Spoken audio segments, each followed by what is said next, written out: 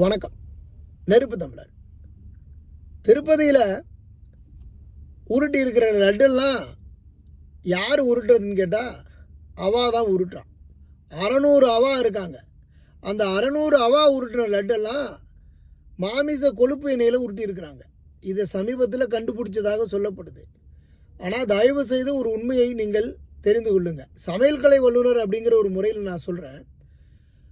இது முற்றிலுமாக எனக்கு தெரிந்த வரையில் இது பாரம்பரியமாகவே மாமிச கொழுப்பு எண்ணெயில் தான் இதை உருட்டிக்கிட்டு இருந்திருப்பாங்க. இவ்வளவு காலம் இது மறைக்கப்பட்டிருக்கும். தற்போது ஏதோ வெளியில் கொஞ்சம் தெரிகிறதுனால இதை வைத்து நம்ம விவாதம் பண்ணிக்கிட்டு இருக்கிறோம். சைவத்திலிருந்து எடுக்கக்கூடிய கொழுப்பு எண்ணெய்கள் எடுக்கவே முடியாது. எந்த ஒரு சைவத்தினுடைய பொருட்களிலிருந்தும் காய்கறியிலிருந்து நீங்கள் அதை ஒரு திரவமாக்கி அதிலிருந்து நீங்கள் கொழுப்புகளை எடுக்கவே முடியாது. மாட்டிலிருந்து மட்டும்தான் கொழுப்புகளை எடுக்க முடியும்